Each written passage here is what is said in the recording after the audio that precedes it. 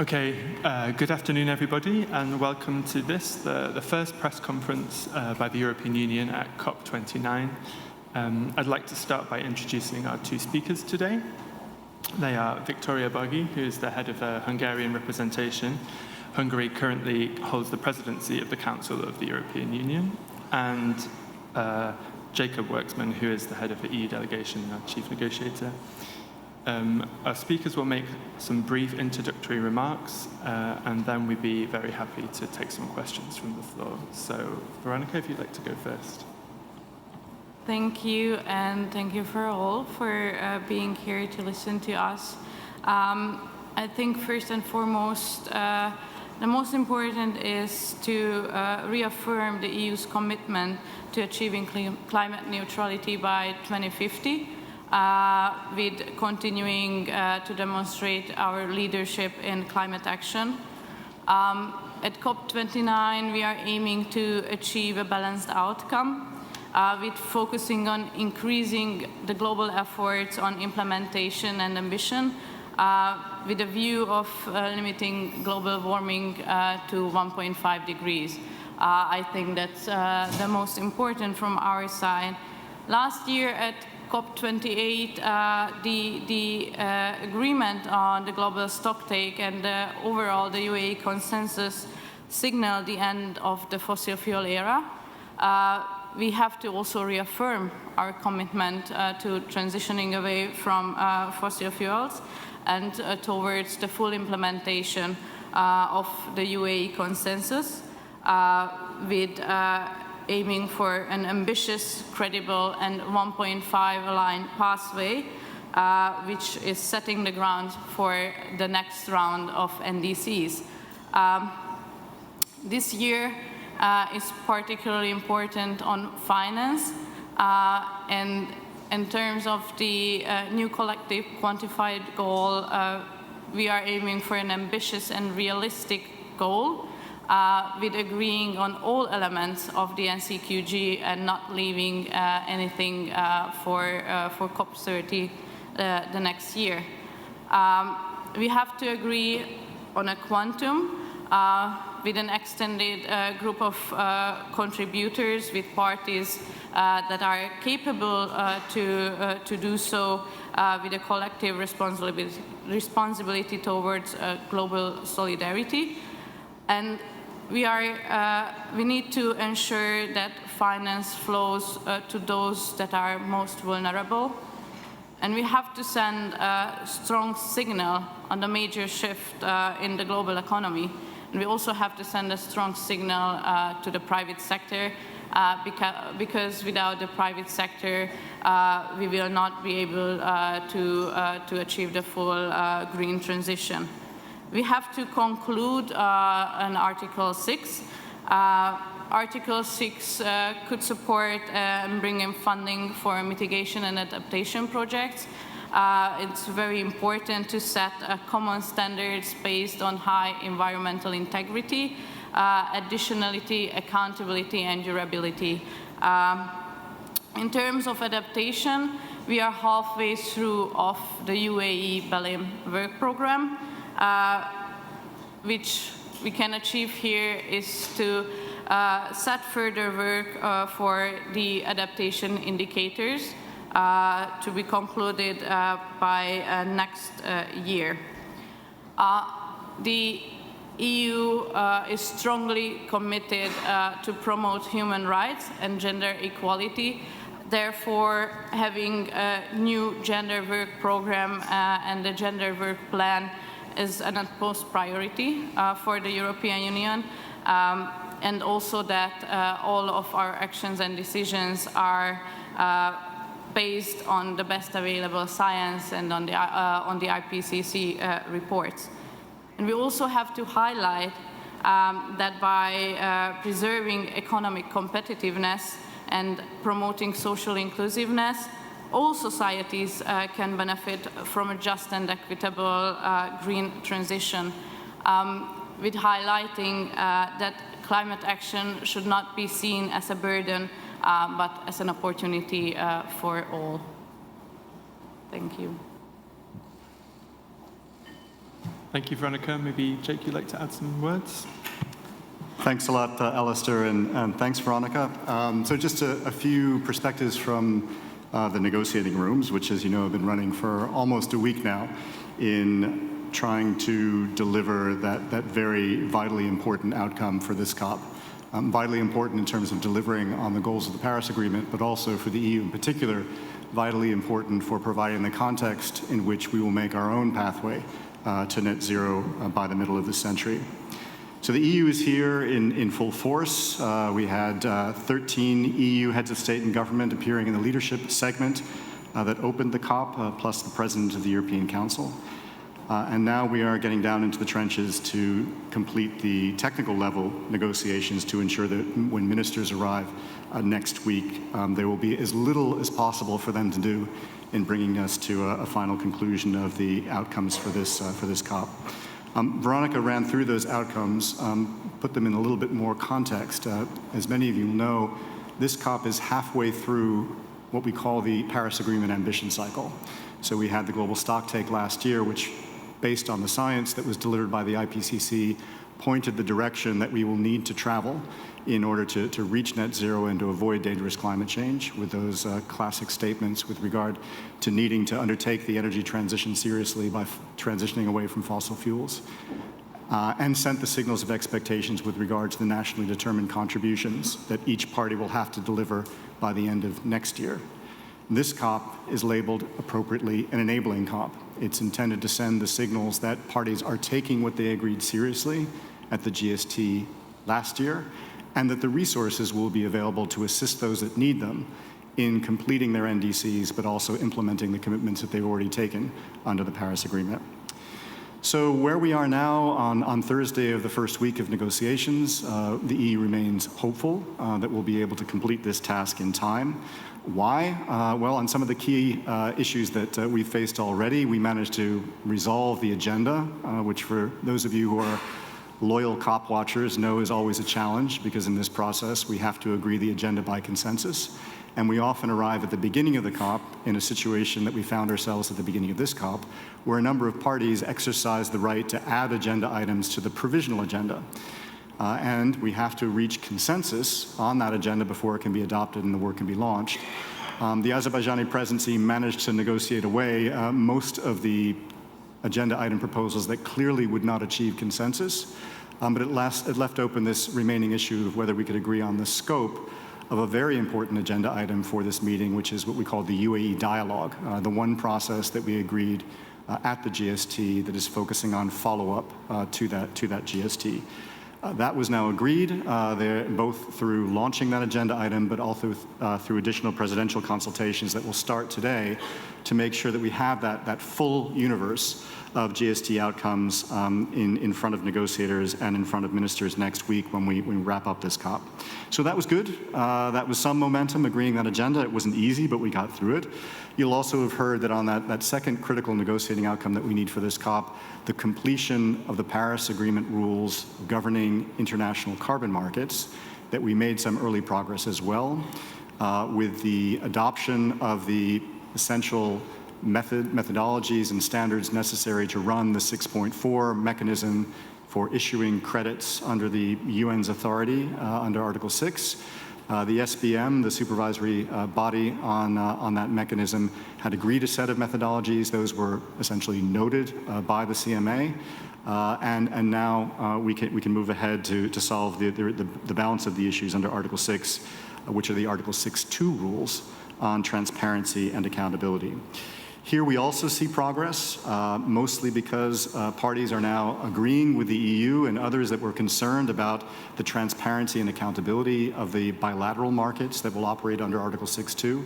And as a result of that, we're making progress on rules that will increase the level of upfront information required of those parties that intend to participate in these bilateral cooperative approaches, and also connect that upfront information with a transparency and an accountability regime that will allow the UN system to review that data and see whether or not it is sufficiently complete to give those that want to participate in those bilateral markets the confidence that those units that are being traded are indeed credible and reliable and demonstrate environmental integrity. So we're seeing progress there this week as well. Not yet completed, but we hope to have as few issues left to ministers on the Article 6 negotiations as possible.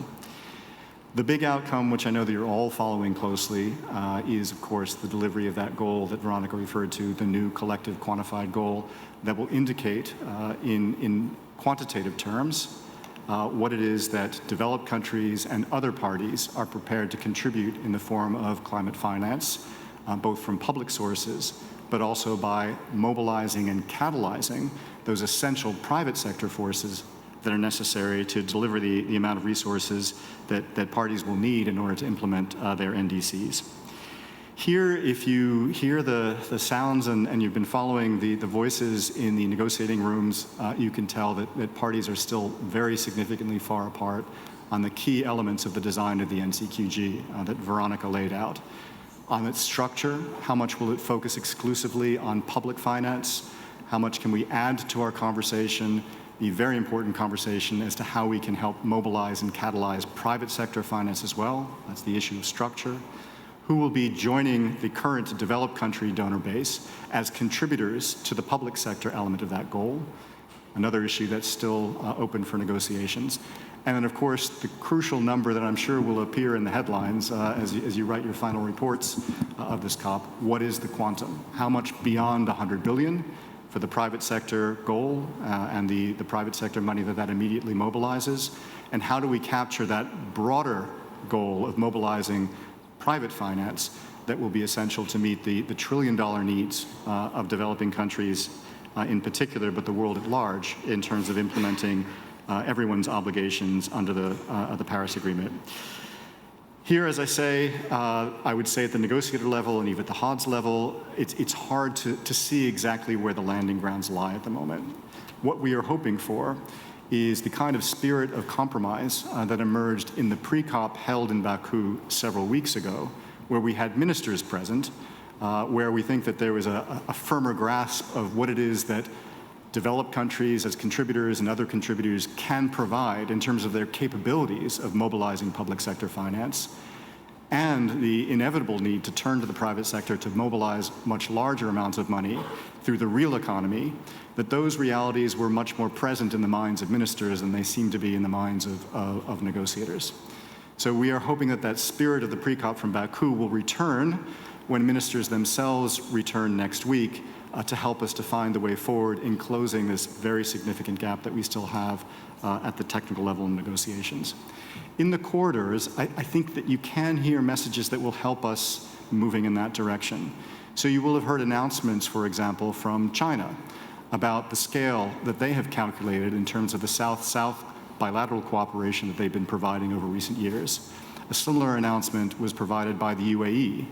And in the corridors, other countries that have developed the capacities over the years, the capabilities over the years to provide South-South cooperation, are talking about those numbers more freely.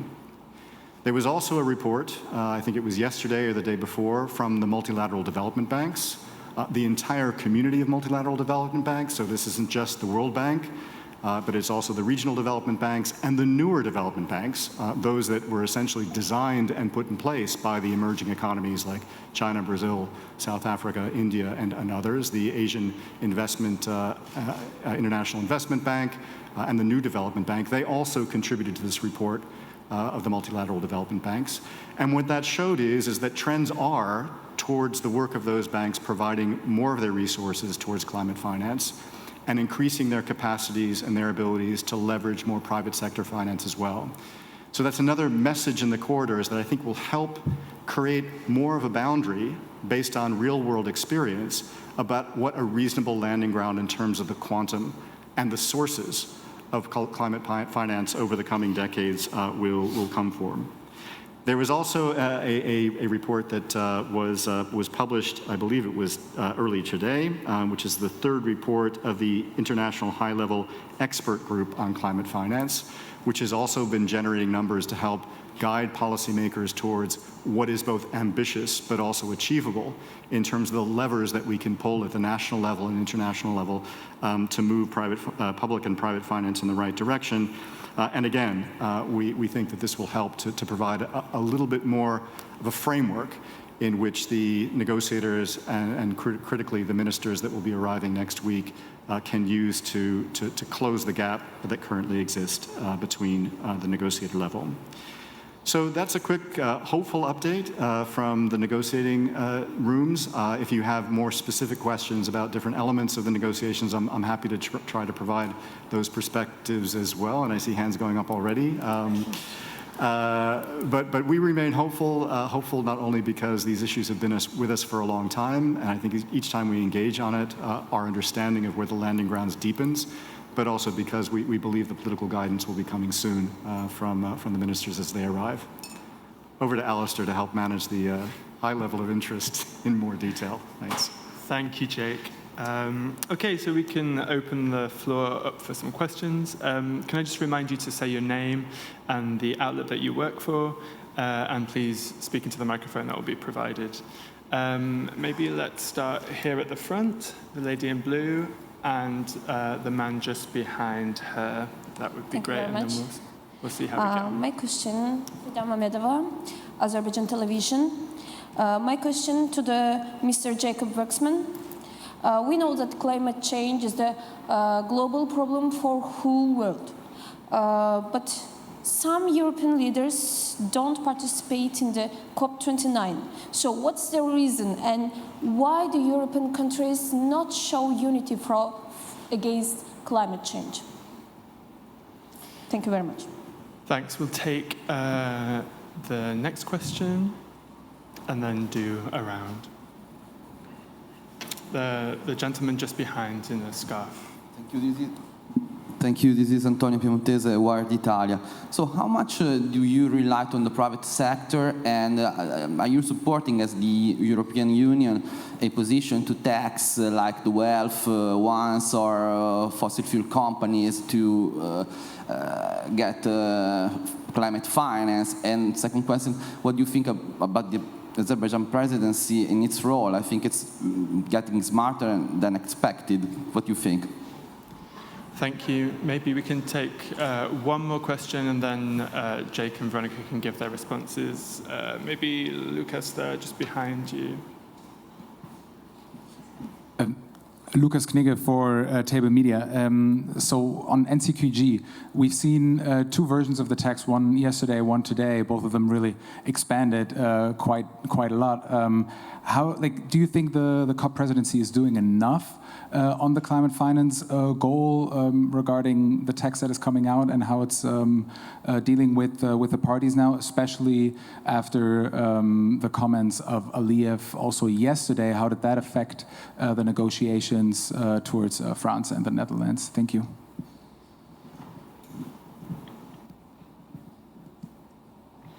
Thanks. Maybe I'll start out with the question about EU leadership from the Commission perspective, and I'll turn to Veronica to talk about what I already mentioned of the high participation of member states at head of state and government level.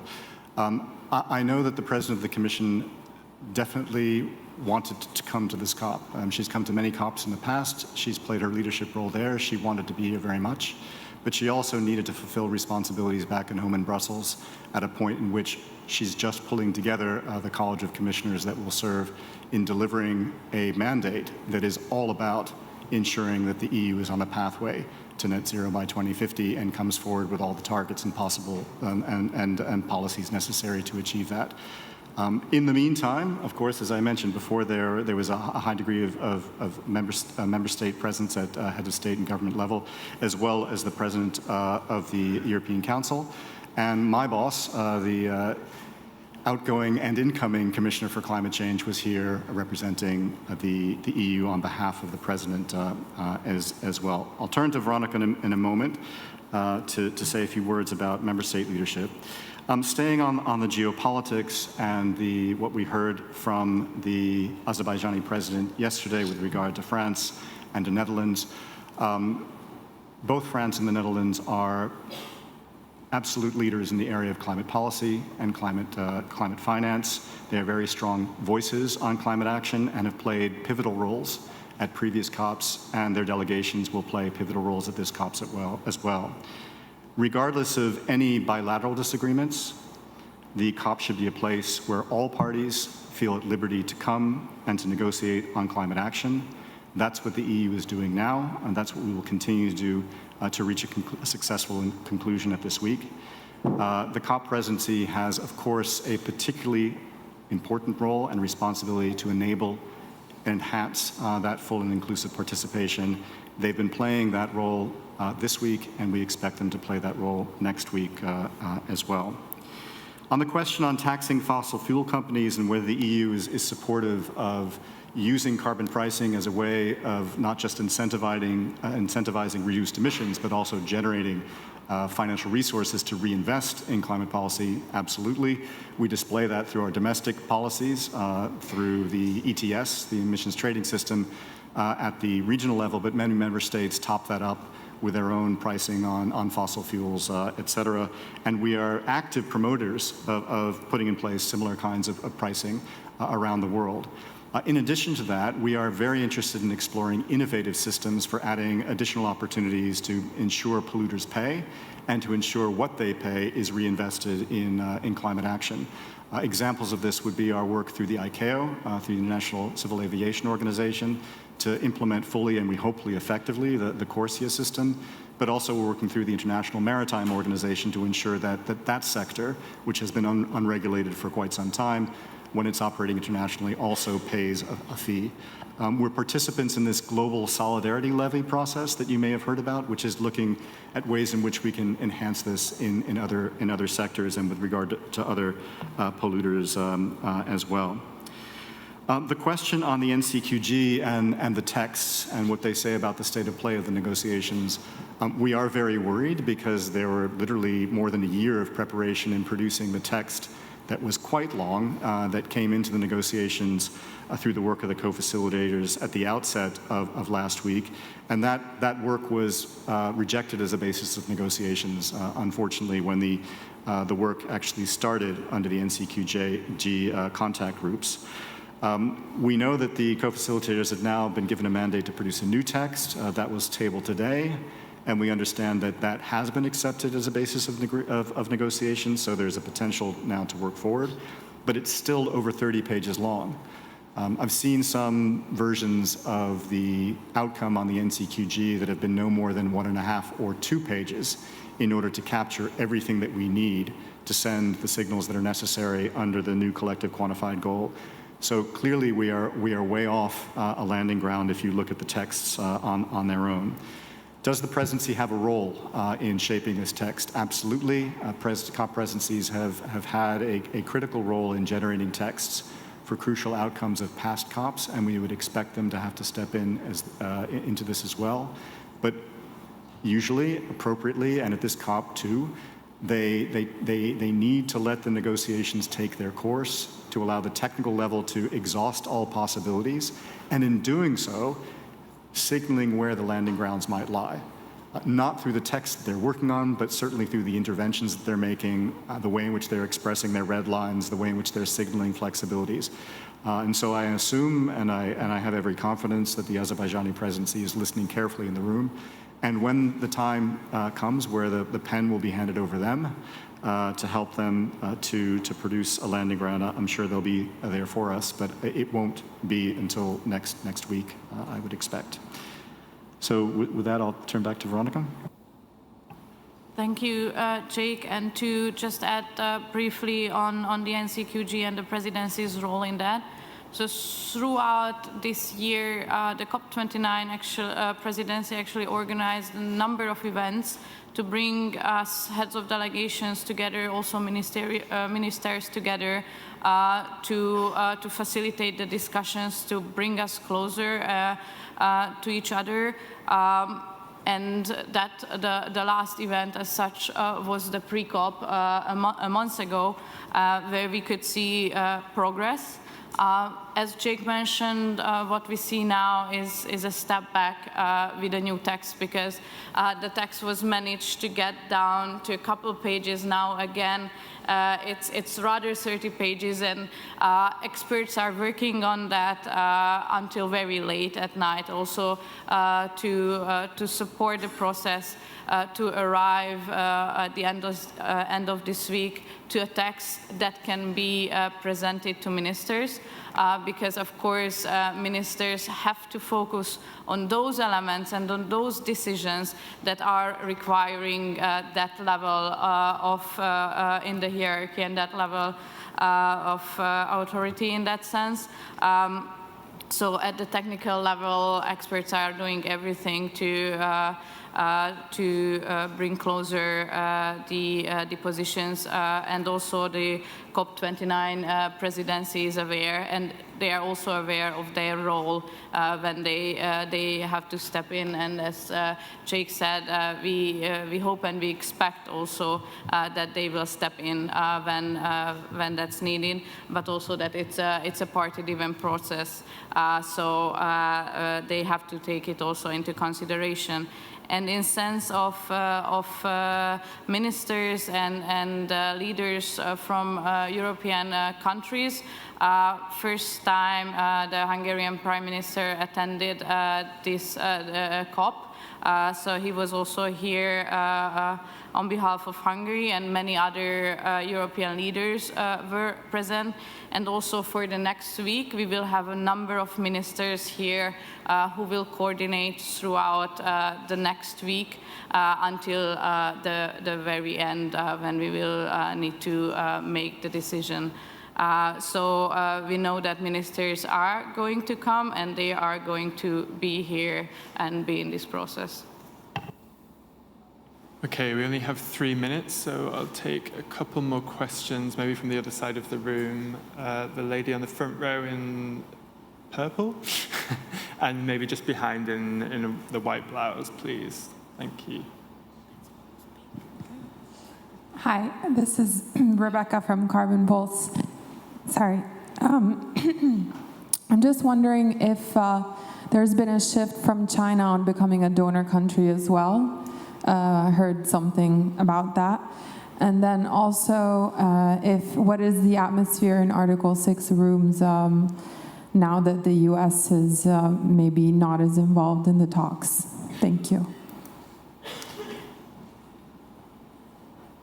And the second question just behind. Thanks.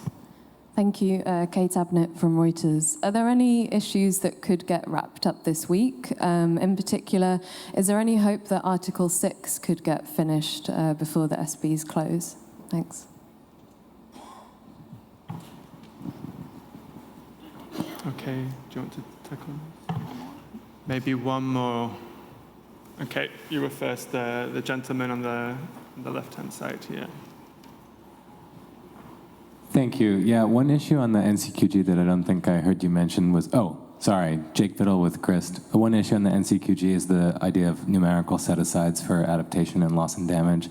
I'm wondering if you can characterize the European position on that and your level of openness to quantitative thresholds on those thematic areas.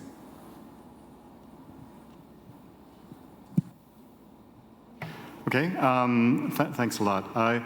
China as a donor country, best to ask China. I mean, I think they, as I said before, they had made this announcement that described what they think that their South-South flows amount to in climate finance over the past 5 or 6 years or so. An impressive number, not one that is subject to the kind of transparency and accounting methodologies that the current donor base goes through the OECD and otherwise, so it's kind of difficult for us to assess those numbers, but we're very pleased that China is putting itself into that space once again and saying that they're willing to undertake South-South cooperation. Whether that then leads them to signal that they're willing to participate in the NCQG, we'll have to wait and see. The atmosphere in the Article 6 room is definitely improved, and I would say it's improved in large part through the US recognizing, along with other parties, that were keen to settle all the rules last year in Dubai on the basis that we had agreed everything we needed to agree, to acknowledge that additional rules would actually help in improving the transparency and accountability of carbon markets. My perception is that they continue to play that role in the room now in helping to broker compromises and providing their expertise on both carbon markets but also on legal drafting, and the mood remains very, very constructive. Will that mean that we wrap it up this week?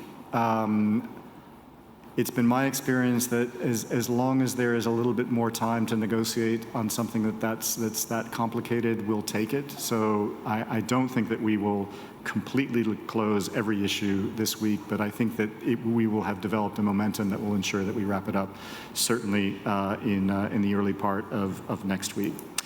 On adaptation sub-goals, the EU does not support including adaptation sub-goals within the NCQG.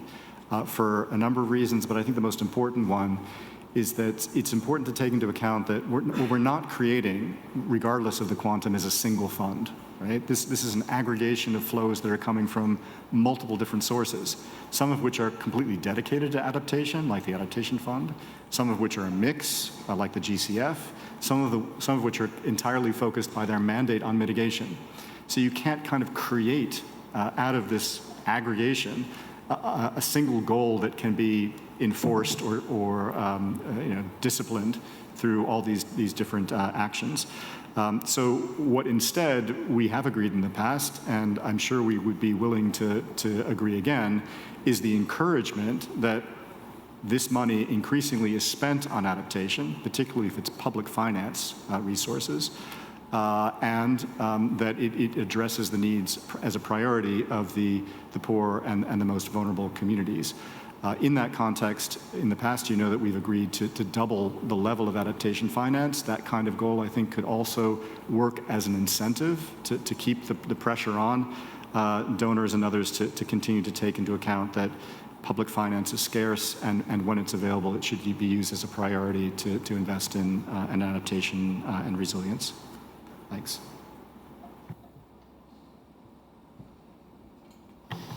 Looking at the time, I think we've run out. So thank you all very much. Sorry? Sorry, Veronica would like to make some further remarks. Yes, not on substance, but I just wanted to thank you for your work, because I know that this process is very hard to follow from the outside. It's a very complex process with many things going on at the same time.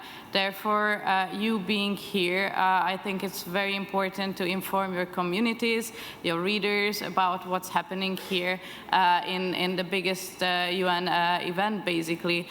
So it's a very hard work, and thanks for your efforts in that from our side. Thanks, Veronica. So we'll wrap up there. Thank you very much for coming, and keep an eye on the agenda. We'll be holding more press conferences next week.